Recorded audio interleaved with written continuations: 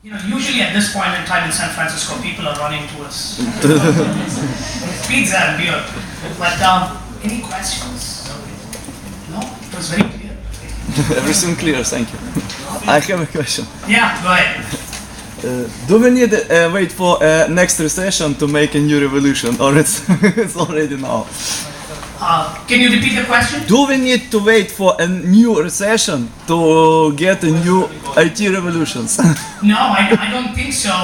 That was just an interesting correlation because out of the last, if you look at the two recessions that happened back to back, what happened was something awfully bright.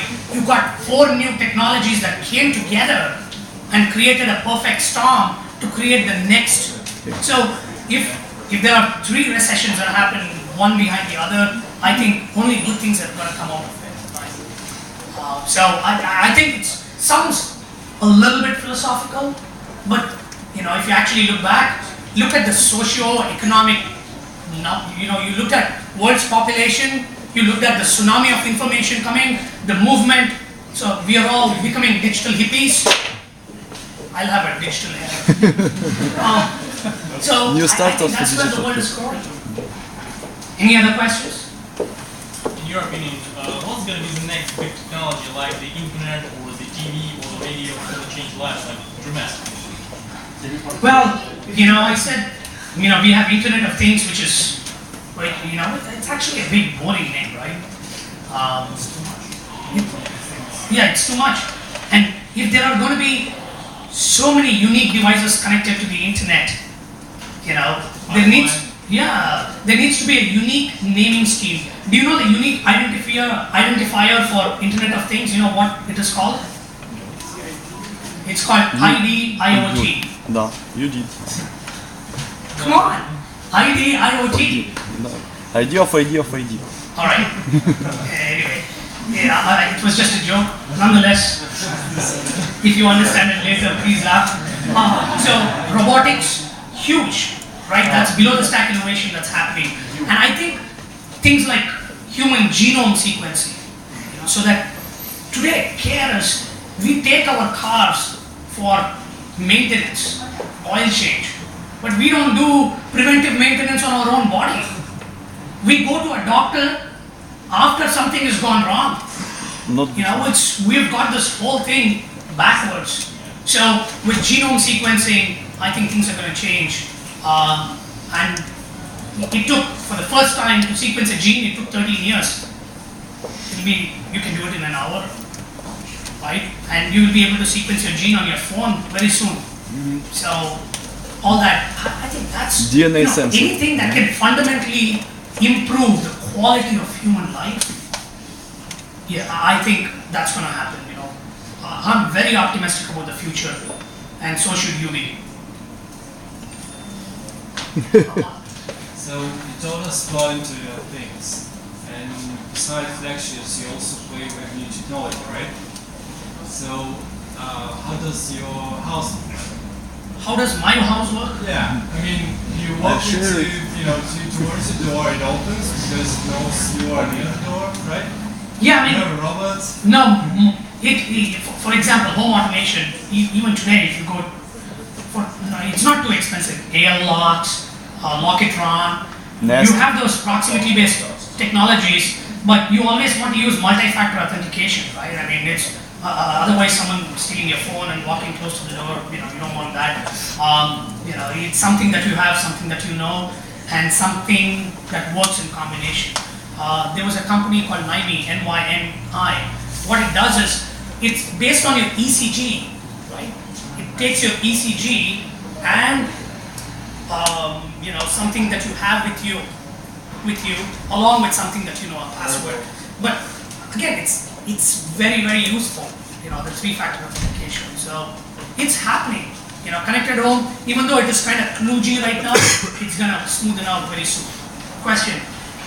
Second question is, actually I'm working in all 4 you talked about it's cloud, we do mobile and do all these things with proximity and all. And there is a big problem between those big guys like Google, like all the Amazon. They collect data, they do analytics, and they don't share. they don't share with small. With We API don't shares. have on our own, but our market is like Ukraine and maybe few nearest countries. It's small. It's not enough to do some big data research. It's not enough for doing anything true for the world in our research. So don't you think in nearest future will be some mechanism to share data with those big guys, and maybe they will share some data for us? I think all those big guys are lying. They share data with the government. It's possible. Yes. Sometimes. You know, I think the protocols for data sharing right now are not there. It's very scary. You know, people who have data can do something awfully dark, right? I mean, you have to be very, very careful. So I think we are in very early days. I think if you need products and services, right, you'll have to share your data, not just with one team, but also with the other teams. So data sharing is going to be the norm, but there are going to be rules and regulations around it.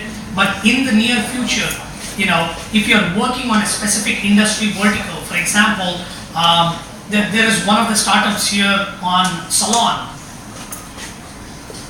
Is he there? Yeah. Okay, Mitchell. All right. And the data that they collect, you know, Google won't have that kind of information. They are collecting data and, you know, people, how often someone gets a haircut, a massage, a pedicure, a manicure. And, you know, as John pointed out earlier, when you know, he and I had a discussion, offline discussion, you can provide specific services that Google can't provide.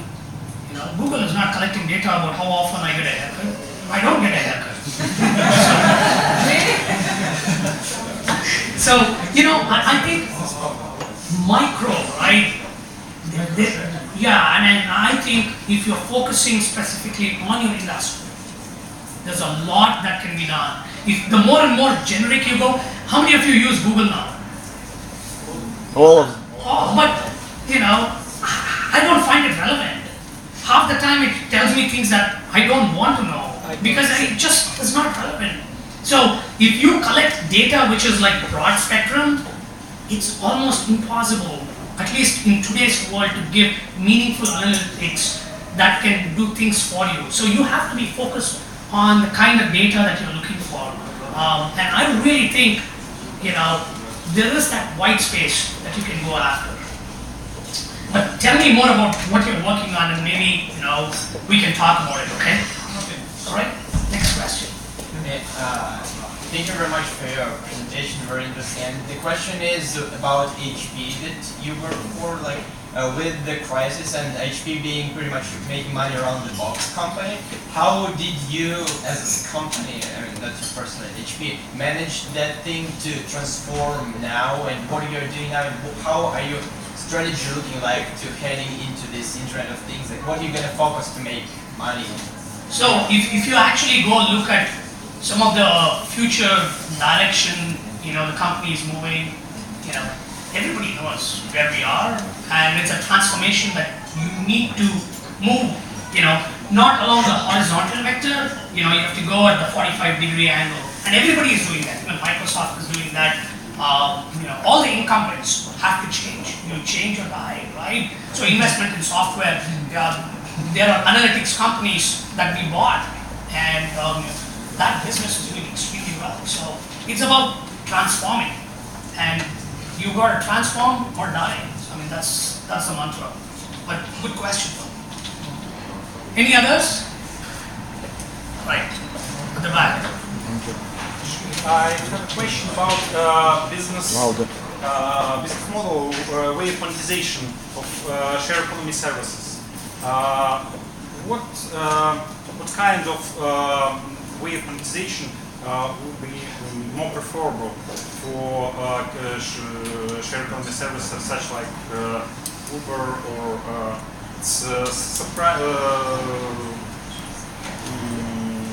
commission, subscription, something like that? Where is the money? It's a great question. If in the world of shared economy, remember, there are two parts always. It's like a platform. There is a supply side, there's a demand side, and the supply and demand side keeps changing, right? You guys know the platform theory. Yesterday I spoke about the platform theory to some of the startups at Happy Farm. You're able to hear me without the mic, right?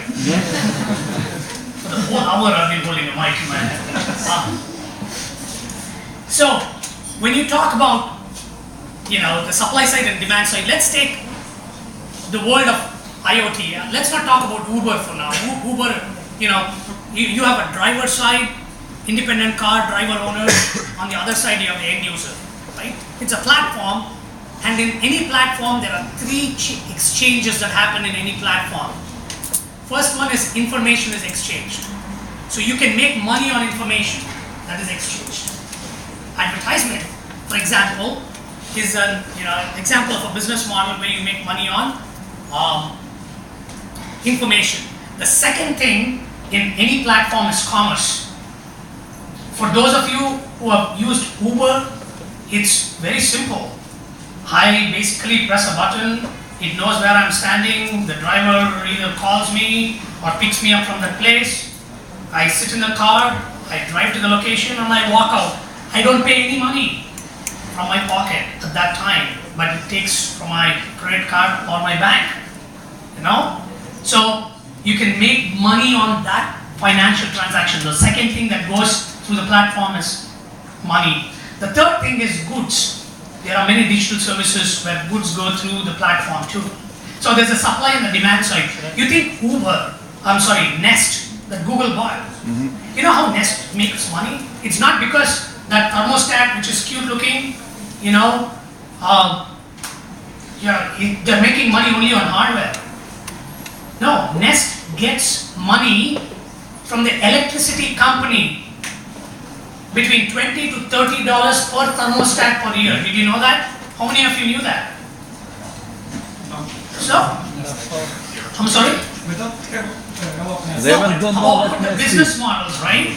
So, and then, let's say you're the owner of an apartment complex, and an apartment complex is a shared economy, right? You have tenants who come and go. You will see services to the tenant, services to the landlord.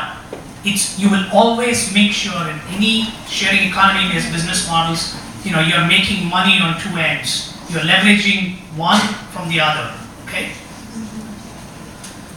Any other question? This one. All right. I cannot always ask. Do you think that at any given point there will be a moment where data won't become as valuable as it is right now? I mean, like 10, 20 years perhaps, there will be so much data that won't be valuable anymore.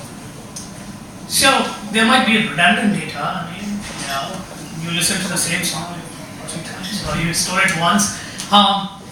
At this point in time, data points, and that's why I said you take all the data and throw it into, I use the word garbage. Remember? Garbage? And then I said Hadoop, and then you have to run analytics. So, you have to make meaning, you've got to see patterns in data. And the frequency of data, it's not just about the data, but the frequency in which you get the same data also tells you a story.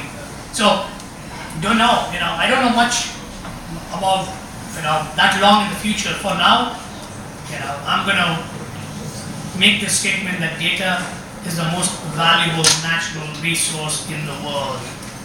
Don't tell that to your girlfriend or wife. It's diamonds. Anything else? All right. Okay. I think everybody is cursing you. They're like, you're between me and the beer. Come on.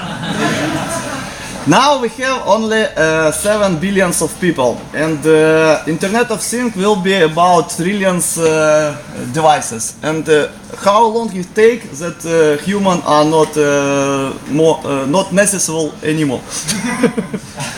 What our future? Our future is Matrix style, right? Matrix style, or maybe zoo, good zoo for people and robots everywhere. What do you think about this?